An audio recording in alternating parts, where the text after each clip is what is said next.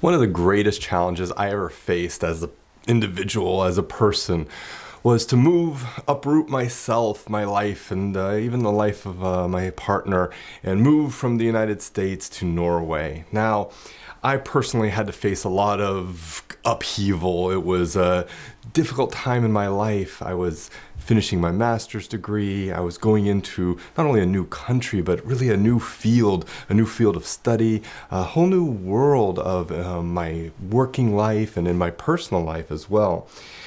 And people move all the time. It's kind of human nature. It's our thing as a species. We love moving around. Migration is what made us evolve as a mammal, as a species, as an animal.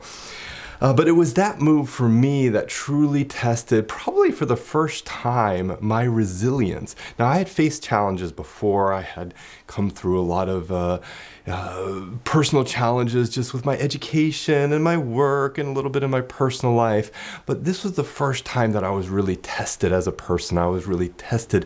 What do I have to get through this experience? What do I have to not only just survive, but hopefully thrive in some small ways? It tested myself and it tested my partner, not only the day-to-day struggles of, well, now I'm in this new country, where do I find things that make me feel home, like I'm at home? Where do I find, the basic necessities of life, but also the kind of existential crises that come with moving to another country, the feeling of, is this the way I'm going to live the rest of my life? Is this how I want to raise my children? Is this the experience I want a long term? And so it was really a worthwhile experience. Obviously, I wouldn't still be here today if I hadn't enjoyed it and I hadn't embraced it. But it was the first time in my life I'd really had to draw on strength and face a challenge that I didn't know if I was going to be able to overcome. Now, I've met many people in my life who've overcome much, much, much more significant challenges than just moving to another country. I've met a lot of people who've moved to other countries and under different circumstances who've really experienced a lot of challenges just in that move. But I've met a lot of people who've really faced huge obstacles in their life, often early in their life as children. And these are the people that I have so much respect for and so much admiration for. And when I think about this idea of resilience, those are the people that I kind of think about. And these are people that might have been forced out of their countries or even forced out of their own homes, either due to an oppressive family environment or some kind of oppressive societal environment. So I think one of the ways I've always considered a resilience is about being able to kind of stand up for yourself and be able to stand firm and be able to hold your ground in the face of a huge challenge or in the face of adversity.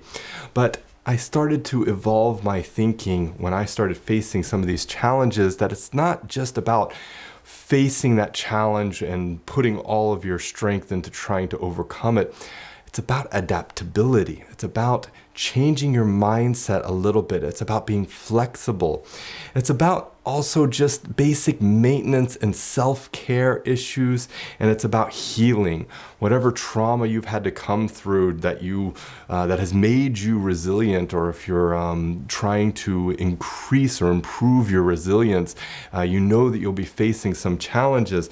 Healing is a necessary part of that journey, and I think we don't take into account that part of resilience as much as we should, because facing the challenge is like step one. Overcoming that challenge maybe is part of being resilient, but adapting to overcome is even more part of resilience. But then after that, after you face that challenge, after you've overcome those issues, whatever it is that you might be experiencing, that healing process is an essential and vital part of being resilient. Because if you don't take that time for self-care and to heal after you've experienced whatever challenge you've experienced, then that's what will create more and more barriers and more it'll just undercut your entire experience, because you haven't taken that time to really restore yourself, to come back to your whole being. I had to adapt to my new environment, and it was a challenge, but of course, I live in Norway, and the difference between Norwegian and American cultures aren't so significant that it was a radical change for me. But it was a need, there was a need for adaptation. So I think if you have to face a challenge, and I'm sure you're facing challenges that are much greater than anything that I've had to face in my life, but if you're facing that challenge, don't forget that it's not just about overcoming that challenge. It's not just about going headlong into it and forcing your way through. It's about adaptation. It's about flexibility, and it's about healing after that experience, about taking that time for self-care.